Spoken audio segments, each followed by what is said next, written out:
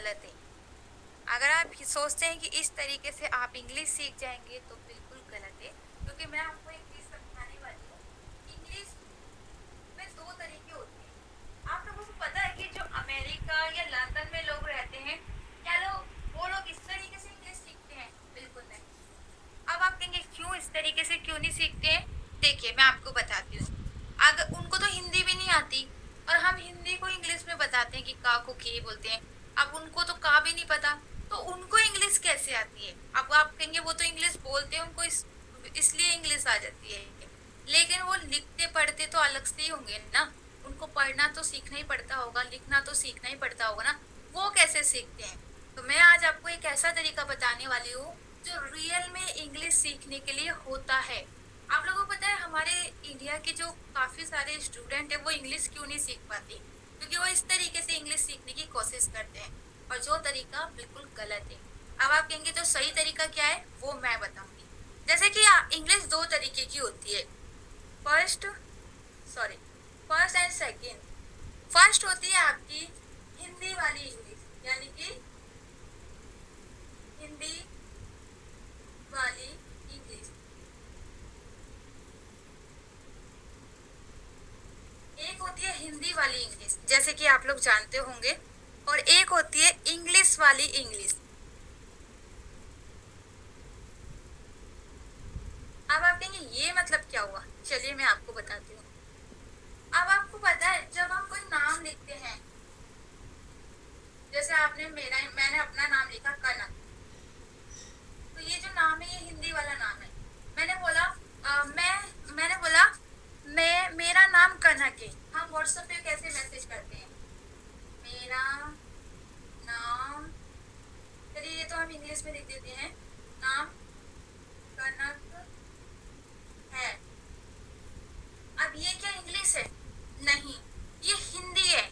जी हाँ, ये हिंदी है। इंग्लिश कौन सी होती है? जैसे आप इंग्लिश जो नाम होते हैं, चलिए नाम तो सबके एक ही जैसे होते हैं, चाहे वो हिंदी में हो या इंग्लिश में।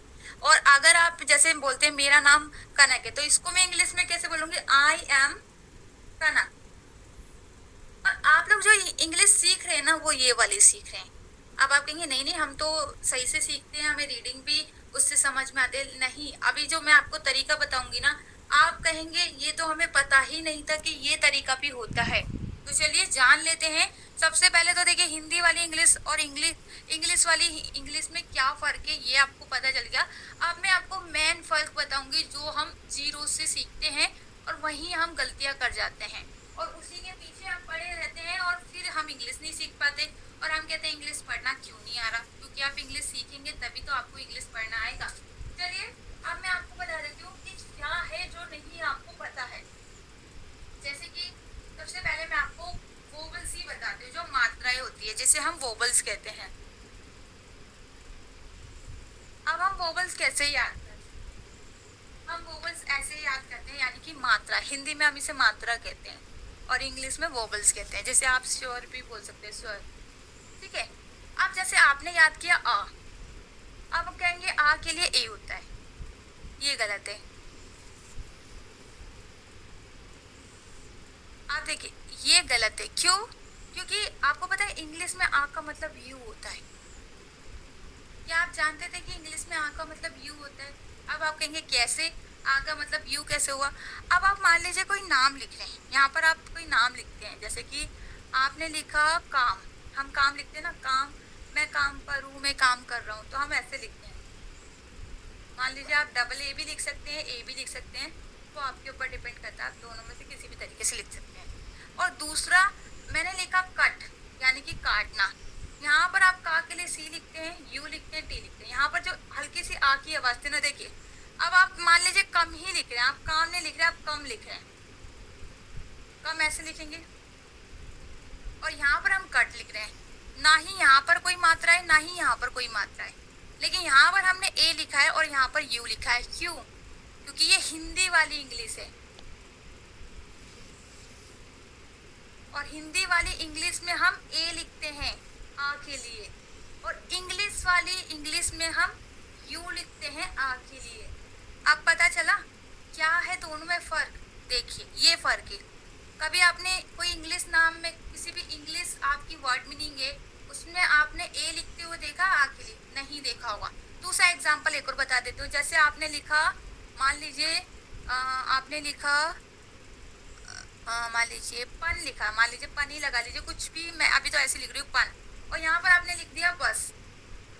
बस इंग्लिश में भी हम इसे बस ही बोलते हैं, लेकिन मान लीजिए बस आप यहाँ पर लिख रहे हैं तो आप बस ऐसे लिखेंगे BAS, अगर आप हिंदी वाला लिख रहे हैं तो। लेकिन अगर स्पेलिंग वाला लिखेंगे तो US होता है। अब आप कहेंगे यू क्यों आया? आपने कभी सोचा है कि इसमें यू क्यों आया? जबकि हमें बोला जाता है कि बीच में जब कोई भी वोवल्स नहीं होता है तो हमें आ के लिए ए लिखना होता है, लेकिन यहाँ पर हम यू क्यों लिखते हैं? क्योंकि भाई यहाँ पर जो आ है ना वो स्पेलिंग वाला है। इंग्लिश में बस को बस ही बोलते हैं, तो बस जो होता है ना आपका वो इंग्लिश वाला है। कौन सा है? इंग्लिश वाला। अब मैंने आपको बोला जैसे कि ये तो वोवल्स है, अभी मैं आपको कॉन्सोनेंट भी बताऊंगी जो आप गलत याद करते हैं। अब एक और एग्जाम्पल बता देती हूँ। जैसे आपने लिखा, मान लीजिए इंग्लिश में कुछ ऐसी मात्राएं भी होती है जो आपको पता ही नहीं है। जैसे कि मैं आपको बताऊं, यू की मात्रा होती है, लेकिन हिंदी में हमारी यू की मात्रा नहीं होती है, आओ की मात्रा होती है, जिसको हम ओ और यू लिखते हैं।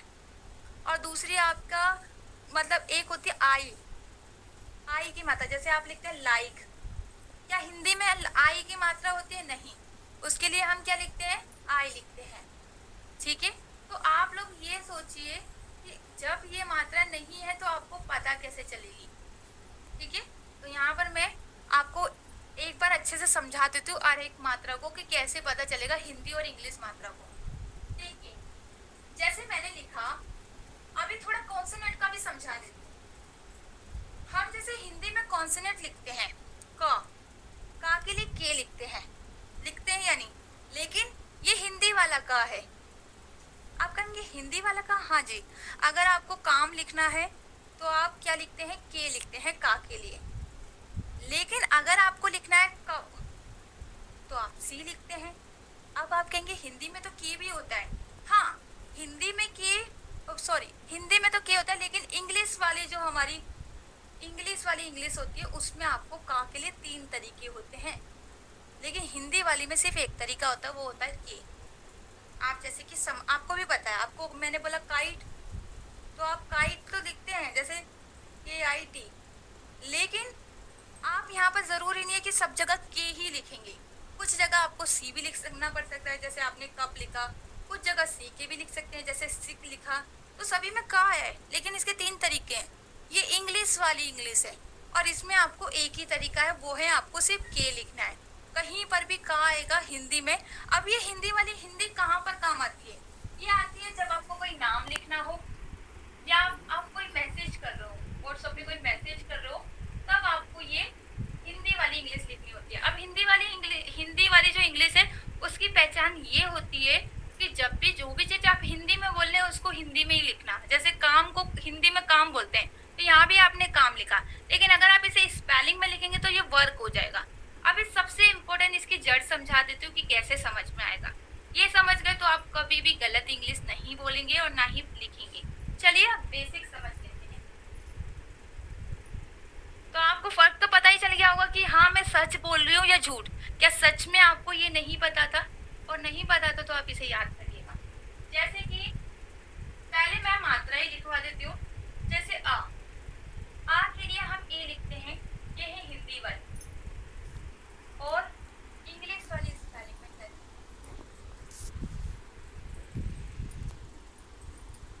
दिख रहा है ना आपको? हाँ, आ के लिए यू लिखा जाता है। उसके बाद बड़ा आ, जिसके लिए हम डबल ए लिखते हैं या फिर ए लिखते हैं, लेकिन इंग्लिश वाली में हम सिर्फ ए लिखते हैं, बड़ा आ कभी नहीं लिख सकते। दूसरा है छोटी ई की मात्रा, इसके लिए हम आई लिखते हैं, और इंग्लिश में हम आई ही लिखते हैं। ये दोनों एक ही जैसा है, ये भी और ये भी। उसके बाद बड़ी ई के लिए हम डबल ई लिखते हैं और आई भी लिख सकते हैं, जो हमारी हिंदी वाली इंग्लिश है। लेकिन इंग्लिश वाली स्पेलिंग में आप बड़ी ई के लिए आई नहीं लिख सकते, या तो आपको उसके लिए डबल ई लिखना होगा या फिर ई और ए लिखना होगा। ठीक है, उसके बाद जैसे आपने लिखा ऊ की मात्रा। अब देखिए जो आपकी हिंदी वाली इंग्लिश है उसमें आप यू लिखते हैं, लेकिन जो आप स्पेलिंग लिखते हैं ये होते हैं स्पेलिंग, अब आप जब कोई स्पेलिंग लिखेंगे तो यहाँ पर ऊ की मात्रा के लिए डबल ओ लिखा जाता है, यू नहीं लिखते हैं स्पेलिंग में। ये सिर्फ हिंदी तक ही सीमित रहेगा, आप हिंदी में ही लिख सकते हैं, लेकिन ये आप जो इंग्लिश की स्पेलिंग लिखते हैं उसमें काम आता है। उसके बाद ये जो होती है ये आपके छोटे और बड़े ओ दोनों के लिए कहलाई जाती है, यानी कि छोटे ओ के लिए भी डबल ओ लिखते हैं, बड़े ओ के लिए भी, ठीक है। लेकिन ये जो आपकी है ये छोटे ओ के लिए लिखा जाता है और बड़े ओ के लिए आप डबल ओ लिखते हैं, ठीक है। तो पहले आप इसको नोट कर लीजिए, उसके बाद आप बाद में मैं आपको और समझाऊँ। तो जिन्हें भी यहाँ पर मजाक